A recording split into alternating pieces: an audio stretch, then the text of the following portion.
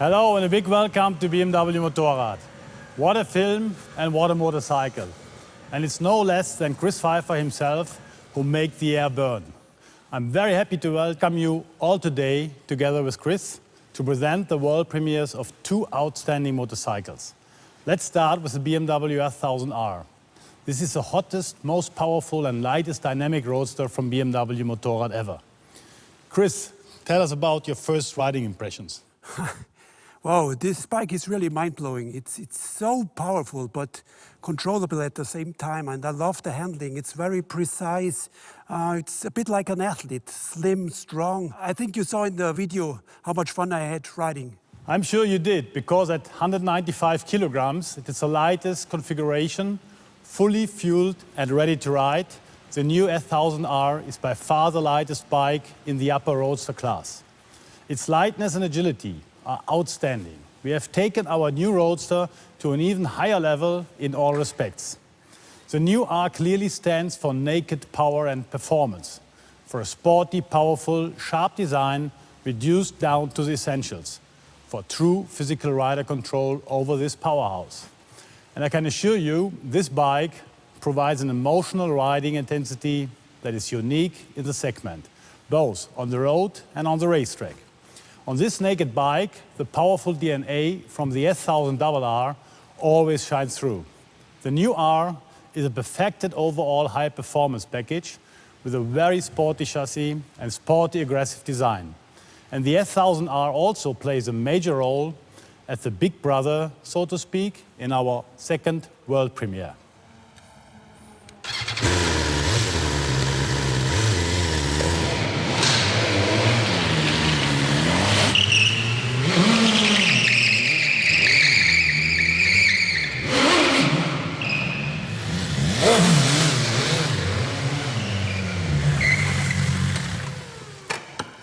And here it is, our new G310R, the entry-level naked bike from BMW Motorrad, featuring the RDNA for all to see. Lightness, precision, and purest riding response ensure a high level of riding fun at all times, whether in the urban jungle or out on the country roads. And in the style of the S1000R, the G310R also stands out thanks to its sporty, powerful roadster design. And now I'm pleased to welcome Renko, who will give us even more detailed insights as the product manager responsible for these two new naked bikes.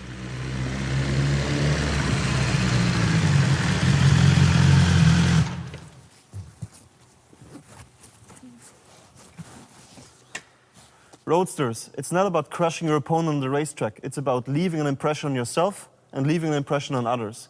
So really what it is about, it's not about hiding from the wind. You want to face it, you want to embrace it, you want to fight with it, really. Leaving an impression on yourself and impressing others. So this is what you want to have in such a dominant bike, you know. Dynamic Roadsters, they started out as crashed superbikes, bikes that were stripped down to the bare minimum, and this defined the very essential formula for Roadsters. Superbike power, superbike tech, no fairings. Because you don't want to hide from the wind, you want to face it, you want to embrace it, you want to fight with the elements. You want to become one with the corners, you want to feel that blistering acceleration, you want to feel that power, and you want to feel in a very dominant riding position. That's why you need that straight handlebar. You want to be bold on the bike, and that posture and that feeling on the Roadster is so much better and more impressive than just kneeling down on a bike like a superbike. But Alex is going to tell you more about what makes a proper Roadster design and Roadster posture in the next minutes.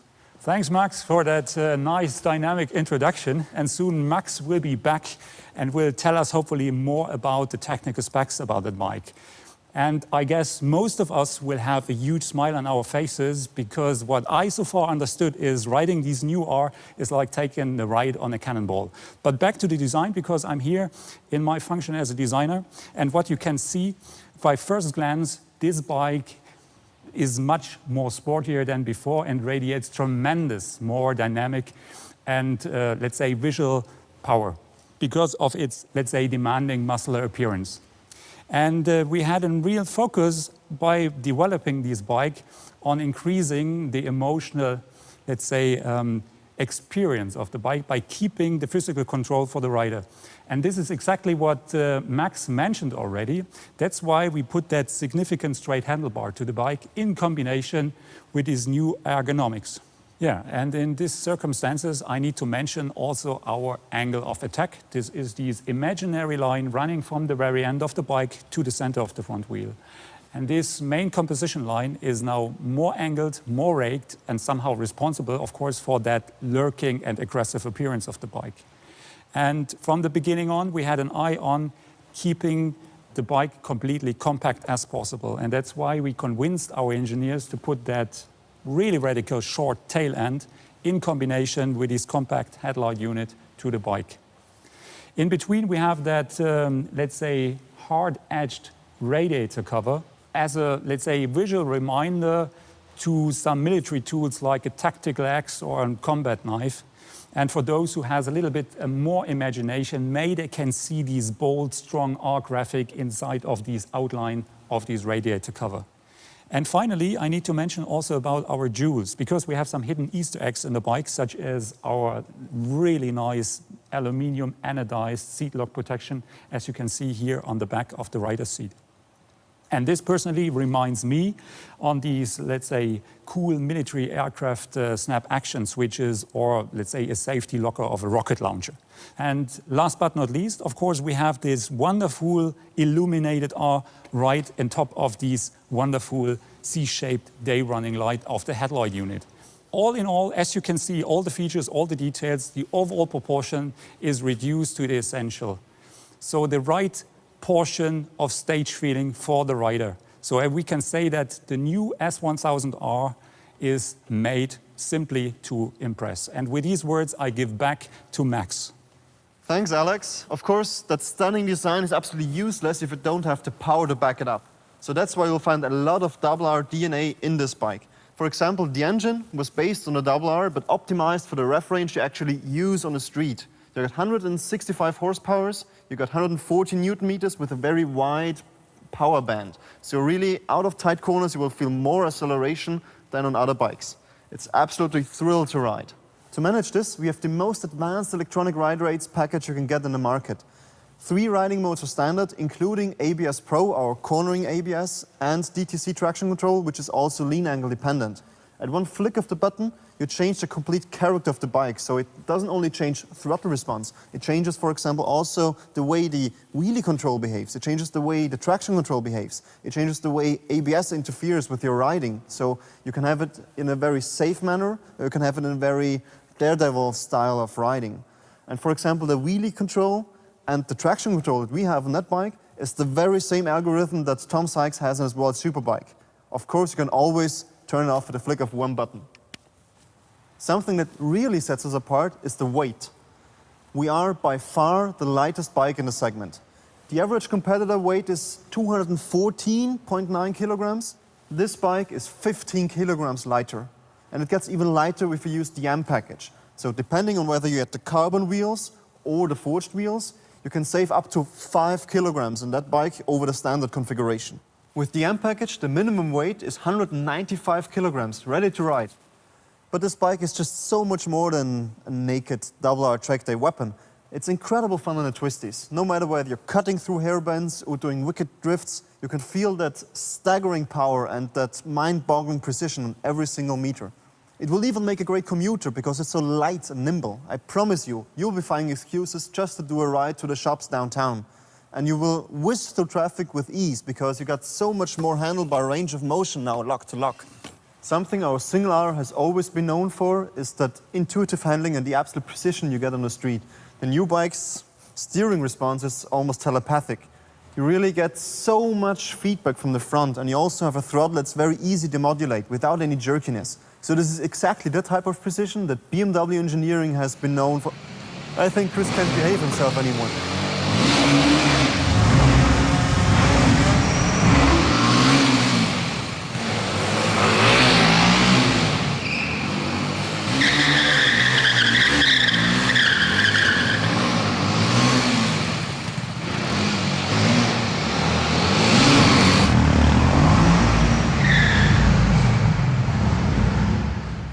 Well, as you can clearly see, the new G310R has really the same qualities, the same intuitive rider-motorcycle connection that define our complete dynamic Roadster lineup.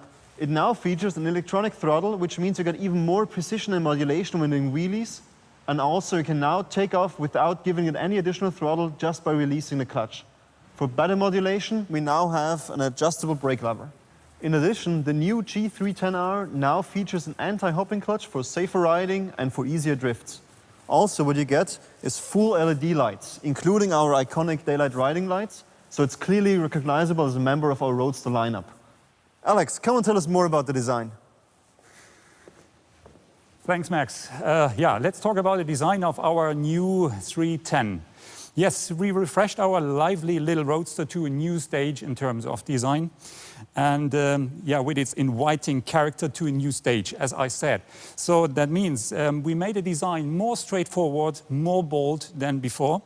And in these circumstances, of course, we changed a bunch of plastic parts, such as these headlight cover, the tank cover, as well as the side fairing. From the beginning on, it was a main goal of us to increase the value of the overall design by reducing the black grain plastic and increasing the painted surfaces. And this is what you can see pretty well from the side view. And in these circumstances, of course, have a note of that wonderful color combination with its bold graphic and this kick-ass graphic, so to speak, and this highlighted frame, all that lifts this visual balance a lot and brings this visual center of gravity much more forward to the front wheel. In these circumstances, please have a note also on this wonderful headlight unit. This is now a full LED headlight unit with a so-called C-shaped day running light. So all that features, all that details brings this little bike more to the grown-up side. And I think now we can say this bike is now the right toy to play with the big boys. Thank you, Chris, Max and Alex. Dear motorcycle fans, at BMW Motorrad, the R stands for highly emotional and dynamic roadster bikes. Visible power, outstanding performance, a sporty design reduced down to the essentials, and thrilling riding experience. With these new bikes, we will continue to expand our strong position in the important roadster segment and keep writing BMW Motorrad success story. And for all those who can't get enough of these two naked bikes, we will now switch over to our live studio, where our experts are already looking forward to talking to you and going into even more detail about the technology, performance, and design of the bikes. Thanks, Marcus. Great film, by the way. And what a bike. Or bikes, I should say, because we saw a few of them in there, didn't we? Okay then, we didn't want to leave it there. We couldn't leave it there. These are world premieres after all. So I'm delighted to say that we've brought a few of those bikes into our Munich studio and assembled some of the crew that you saw just now, as well as an extra. So let's welcome product manager Max Renko and designer Vianney Selosse, who are both in the studio with the bikes, and also joining them is a living legend, Chris Pfeiffer, who did all the precision riding in the movie you saw just now. Welcome to Ride and Talk, guys. Hey, what's up? How you doing? Andy. Hi, Andy. All good from my side. Listen, let's start with you, Chris, because it's great to see you again, my friend. It's been a while. And of course, back where you belong, on the stage and entertaining us. You're never too old to enjoy messing around on bikes, eh? Never, Andy. As you know me, I'll never stop riding and playing around. Age is just a number, and it's all about the passion, and my passion for bikes is definitely back. That's great to hear, because my earliest memory of you on BMW bikes is when you contested and won the 2006 Stunt Wars competition in Florida, and that was on a modified F800R with about 80 horsepower, as I remember. It was a while ago. Now, this new S1000R, it has a massive 165 horsepower, I think I heard in the film, and huge amounts of torque. But could this dynamic Roadster also have serious potential as a freestyle stunt riding bike, Chris? As a stunt bike, for sure, for freestyle, for low speed tricks, it's for sure way too powerful. Choosing a 1000 for stunt riding is definitely crazy, but chassis-wise, the bike would be fabulous. Would be simply great. It's so compact, you know, and lightweight. I'd love to ride it, but yeah, for the slow stuff, it's too powerful in my opinion. But for the fast wheelies and for drifting, I think there's no better bike than the single R. I was blown away when I had the chance to ride it. I felt at home from the first second. Yeah, you certainly looked at home, that's for sure, because of course you were the precision rider in that cool movie we just saw just now, and great job, by the way. You look like you're enjoying yourself, but then you always did. So I'm interested to know, what were your initial impressions of the new R when you saw it for the first time, Chris? Oh, just wow. I love this bike really from all angles. I love the front end, I love this dynamic shape, and yeah, the gray, or it's called Hockenheim silver version. This is my favorite, and I think, in my opinion, this is the most beautiful BMW ever. And this is not marketing talking. I love this bike. Yeah, I agree. It certainly looks the part, but what's on everyone's lips? They just want to know, how is it to ride, Chris? Impressive. I have to say, it's a combination of pure power, but it's still controllable. And as I said, I felt at home from the first second. It's how shall I say, it's a permanent rush of this power of adrenaline, but you feel the safety of the bike. The bike gives you a safety, and this combination is fantastic. It's a perfect package that they brought together. Yeah, can't wait. What sort of riders do you think it will particularly appeal to then? Yeah, the speed junkies, of course, the adrenaline junkies, so the young and wild. But I guess also all the riders who are young at heart somehow. I mean, you want to feel the acceleration on this bike. It's like a rush. It's not a bike, it's a weapon. And we'll see. I think it's interesting for many advanced riders. Yeah, I like that quote. It's not a bike, it's a weapon. Thanks for that, Chris. And a huge thanks on behalf of all the community out there for those special years and special memories. You know, you've been inspiring and entertaining us for a long time with your freestyle riding antics. So again, many thanks for that. So please stay with us now while we move across to Max Renko, product manager for these new bikes, because I want to get some more details. So Max, what is it about dynamic roadsters? Why do we love them so much? Well, people who are looking to buying a dynamic roadster, they're not looking to buying a bike that wants to conquer the podium. You want a bike to conquer the stage, because what this bike is, it's really a stage on wheels. It's your personal stadium to impress. And there's just something magical about this riding feeling with the wide handlebar, with that front wheel orientation, and this general feeling of being in total control of whatever lies ahead. And this really changes the whole perception of riding. So in the end, you end up with a bike that makes you really feel invincible. So yeah, I love it. I love the segment. I know what you mean, though. Yeah, I mean, every bike in the segment seems to have a certain sort of distinctive character as well, doesn't it? So what would you say makes this new R really stand out against its competitors, Max? It's funny you mentioned the character thing, because it's a great segment in general. I love it. You got all these angry wasps and transformers and beasts and monsters and jokers, and sometimes I really feel like that's a Halloween party, you know? Yeah, I never thought of it like that before. So, all right then, go ahead. What character is the R then? Terminator. To me, it's a Terminator. It's really, it has this brutal precision and this feeling of a machine that was crafted just to seek and destroy with absolute determination. You know, there's no running away from it.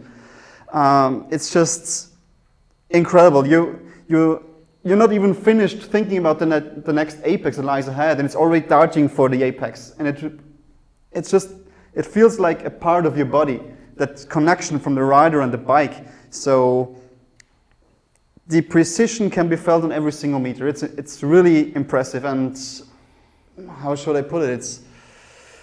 I would say it will do exactly what you want it to do, nothing more but nothing less, and it's really like just point and shoot.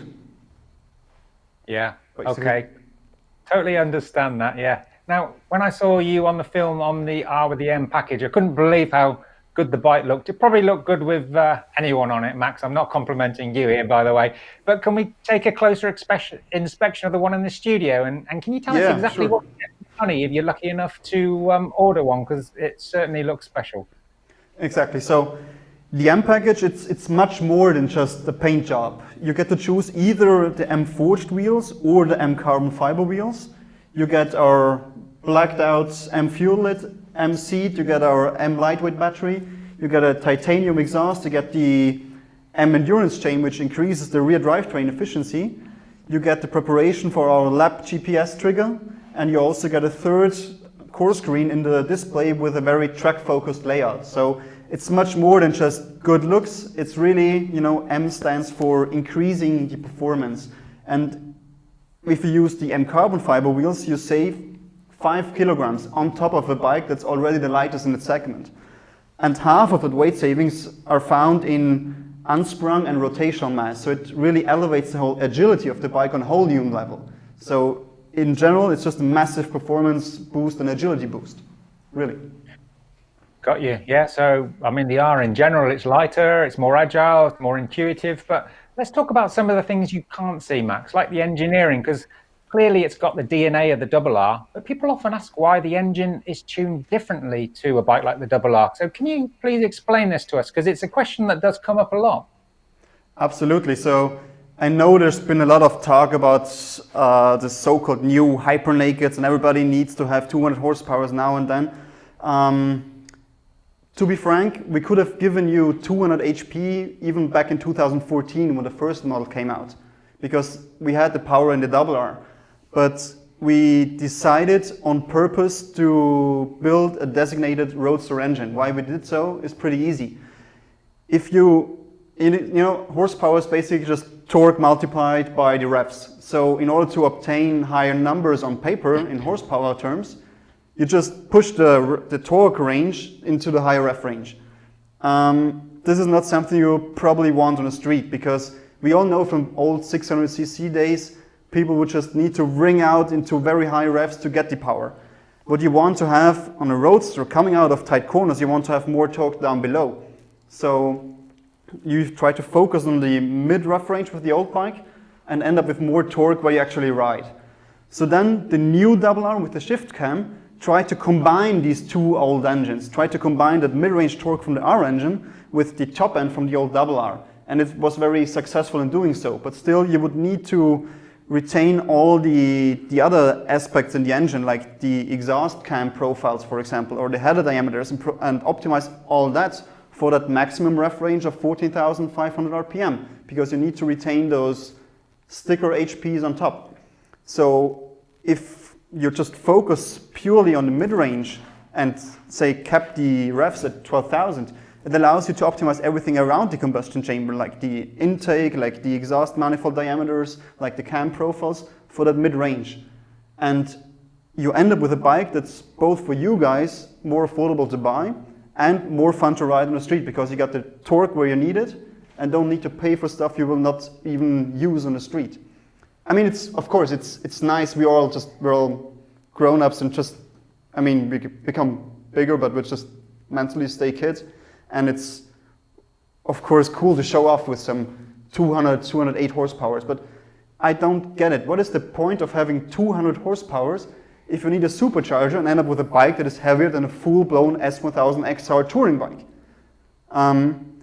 What is the point of having 208 horsepower on paper, but they're only made available in 5th and 6th gear at speeds beyond 220 kilometers an hour? I mean, I want to ride twisties, I want to have fun on mountain roads. If I want to go fast in a straight line, I use a train. So I think it would be better if we as a industry in general try to focus less on just marketing numbers and trying to build bikes that are better to ride. For example, the weight reduction. We focused a lot on the weight reduction because this is where you actually gain your performance. We've also seen that performance figures from the old S1000R against the modern hypernaked community wasn't really behind it. So what you feel in braking, what you feel in steering and agility is weight, it's not the horsepower. So overall, I think we as an industry should, and I think we will. I've heard some rumors about other bikes also trying to reduce the weight. I saw some Italian brand yesterday also featuring carbon fiber wheels to reduce rotational mass. So I think we as an industry are slowly getting the message where it's really what counts on the street.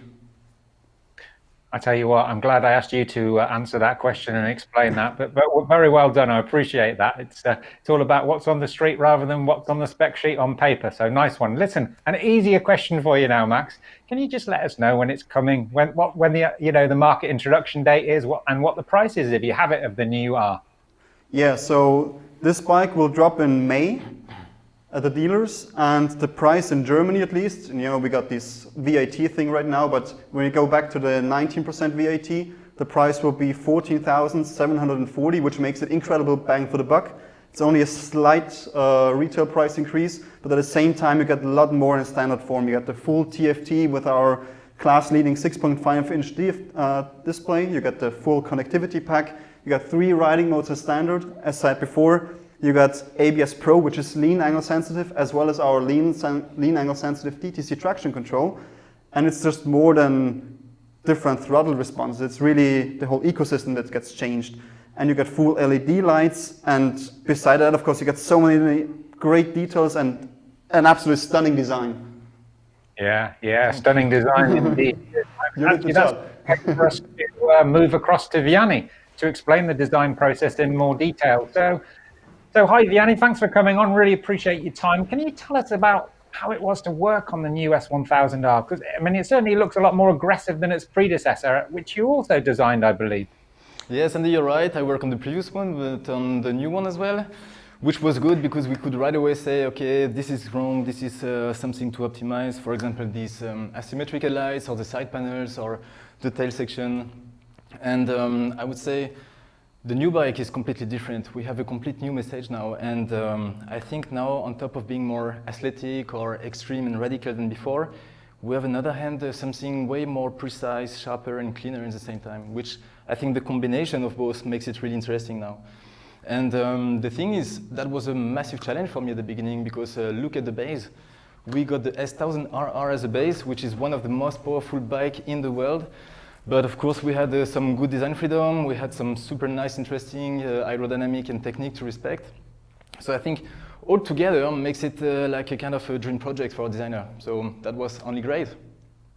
Yeah, you mentioned design freedom there. Can you describe how the design process goes for a bike like this? You know, what are the key stages? Yes, I mean, often my friends are asking me, okay, Vianney, can you tell us about Merge? Can you tell us a bit more about like the design process? How does it work at BMW? Can you show us some sketches? But of course I can't, so I'm finally happy today to show you some design process sketches and just to show you a bit behind the scenes, you know, how did we develop this bike at the end. So here we go. This is how it started. We started with a pure creative phase.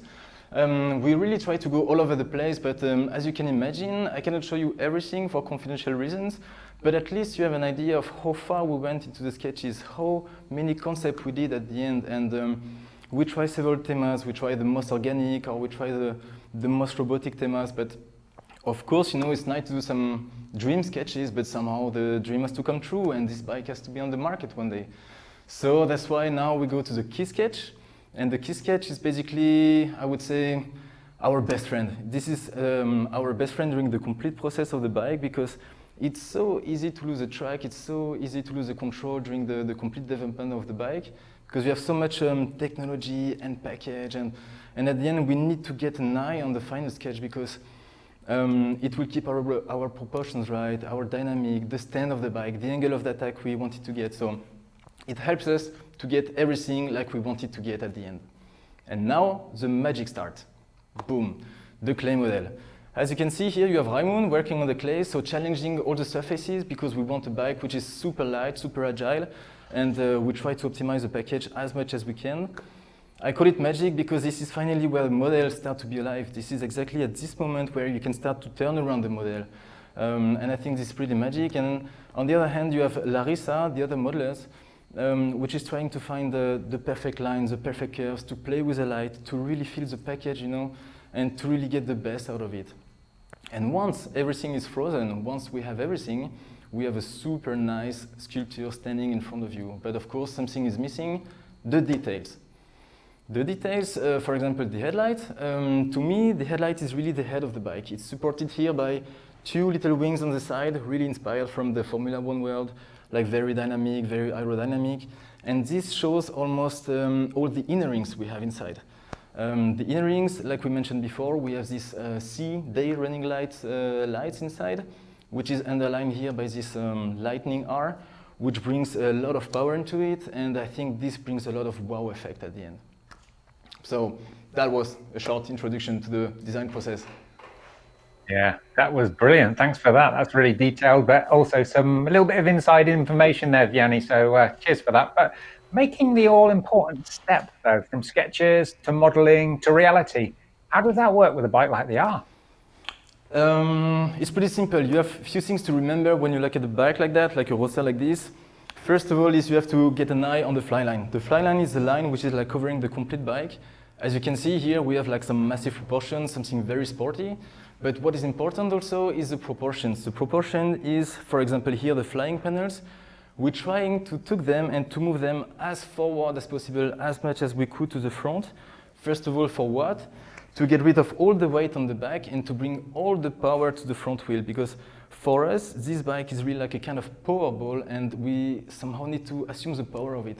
Because this bike is so powerful that we have to assume the power of it, and we need to show some elements like the technique. For example, we have here on the side this massive technical feature here, this massive technical cutout.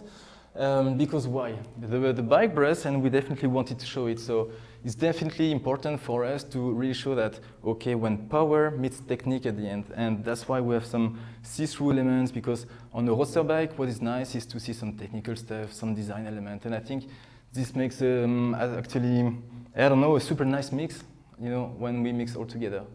And I just wanted to show a last word concerning the tail, because we had the chance to develop a complete new tail for this bike, which I think is awesome, because we have a complete new bike from the front to the back. And what I can say about the tail is we tried to raise all the lines up to get it super light and super agile, to really keep this kind of angle of attack like we wanted to get. We play with the surface to move everything inside, to get everything as compact as possible, as light as possible. We have now a super nice see-through effect into it with two massive airflow going through it. So I think now we have a super finished bike, and the overall stuff is really good. And I think this is what people expect at the end. Yeah, absolutely. And it looks very, very cool. but bikes don't always look cool when people then sit on them, you know. But Max looked really, really cool when he was sitting on it in the earlier film, but he's more compact than I am. And, well, do the ergonomics still work, you know, with long-legged riders like myself, or even yourself, Vianney?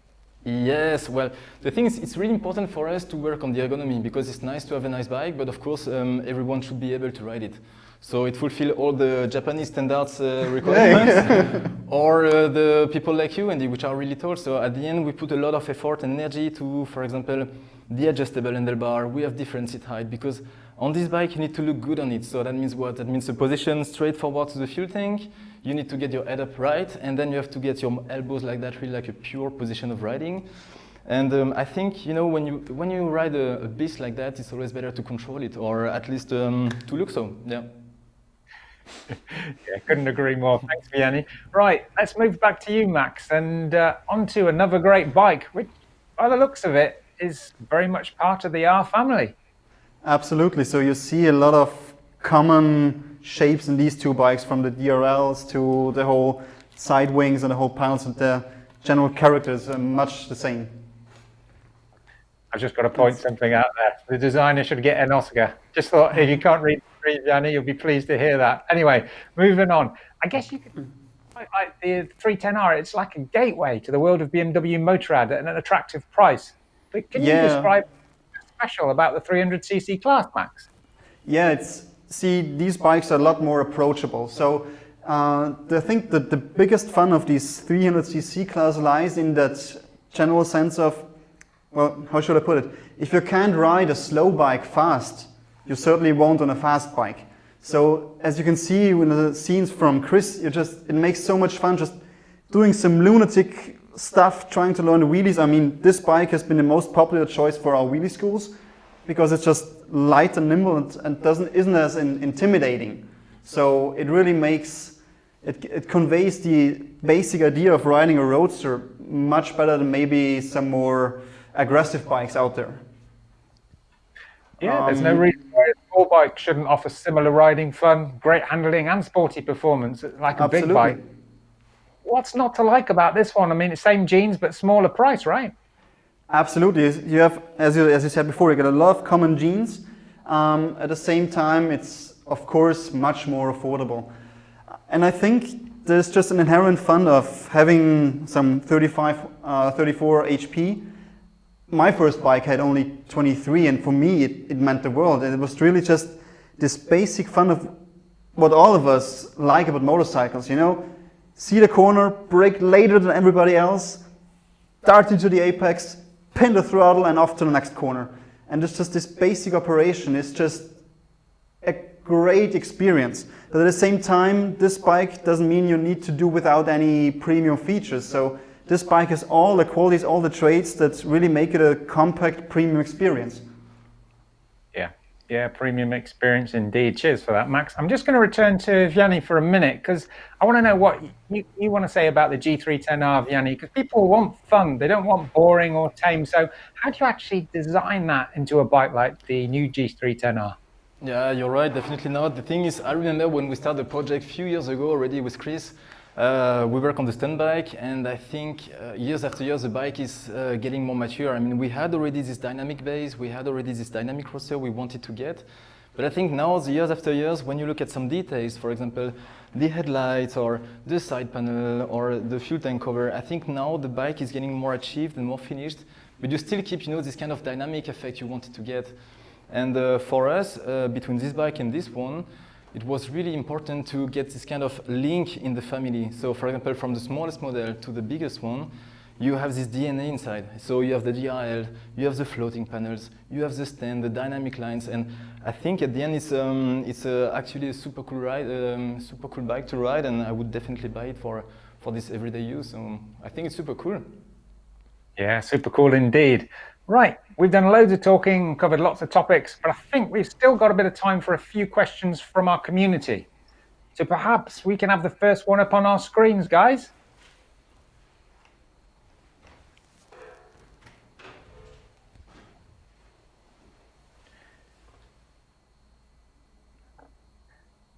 Here we go. I'm not reading that out. I don't know if you can read. Okay, it says, WTF, why is the rider wearing jeans? I presume they're talking about you in the film, maybe, Max and Chris. Isn't that, like, dangerous? Well, of course it is not, because just nowadays you don't need to look like a Power Ranger riding a motorcycle anymore. Matter of fact, I'm wearing full protective gear, so these are Cordura jeans. They are fully certified. You get front protectors, you get side protectors. The jacket I was wearing has the full gear inside built into the package. The shoes are protective shoes, so they protect the ankle. The city gloves, everything was meant to look good while still offering the full protection on the street. Of course, you wouldn't want to crash at 200 kilometers an hour, but at these speeds you usually are wearing one of our leather one-piece suits that are made for the racetrack. But in town you can look good and be protected all at the same time. So that doesn't necessarily mean you need to write any WTF questions. I totally agree. Jeans, these jeans are motorcycle jeans, not normal jeans, and they are cool and safe. And they give you active safety because you can move very well in it. So for stunt riding, everybody's wearing motorcycle jeans nowadays. In leathers, I would die. Also the heat, right? Yeah. Yeah, good point, Chris. And remember where you heard that first. You don't have to look like a Power Ranger. Okay, next question from Barry Brown. I like the M Sport. Show more of this close up, please. Okay, that's one for the mobile camera to get close on in. Any more questions coming in for us now then, please? Here's one for you, Chris. What do you miss most from the old stunt riding days? I'd be interested to hear that. It's from Paula Renko. Miss most? I miss nothing. I'm just happy that everything's progressing and it's a freestyle sport. The sky's the limit. I'm missing nothing. I'm just, maybe the fast stuff. Yeah, I'm right. In the early days we had big spots, even in the competitions we had a lot of room.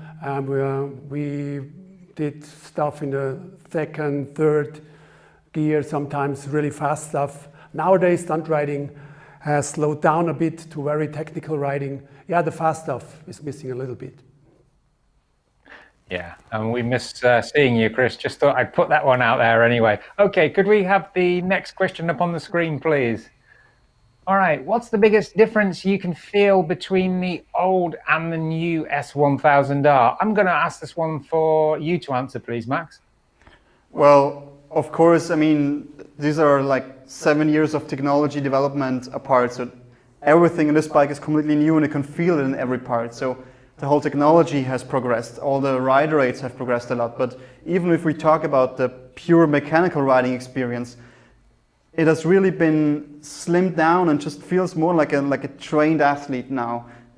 The weight is down, the agility goes up, and all the feedback also went up when we started with the project. I mean, even a double R that the whole chassis is based on is one of the benchmark bikes on the market when it comes to feedback and handling. So this is something that can be felt in this bike as well, even at a much lower price range. Yeah, thanks for that, Max. Any more questions coming up on the screen? Okay. Can you ride with a passenger or go on longer trips? It's you again, Max. You're the marketing guy.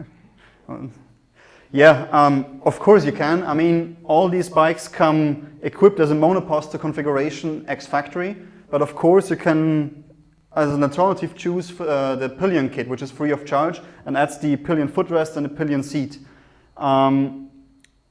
Being a dynamic roadster, this is probably not the one you want to take on a week-long tour with your missus, unless you're newly engaged, because of course, wind protection for 2 people and long-distance touring performance is better found in our S1000 XR, which shares a lot of that technology in a much more touring-friendly configuration.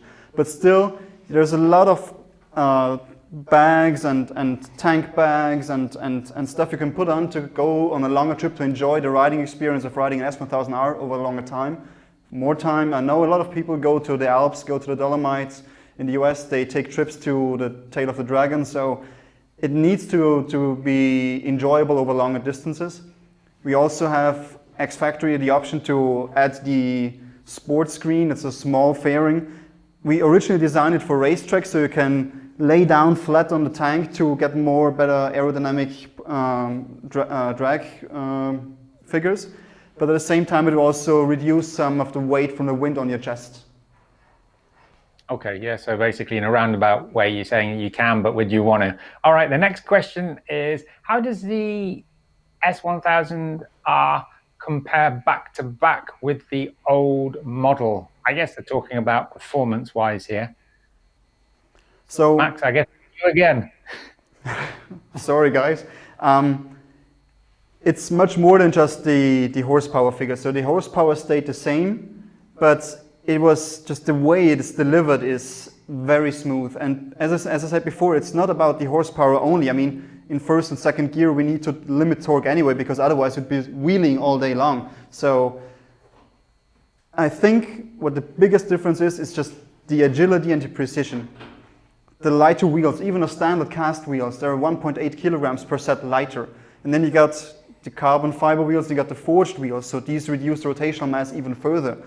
All the electronics, we now have a 6-axis sensor box, whereas the old bike had a 5-axis sensor box, and now we can precisely detect wheelies.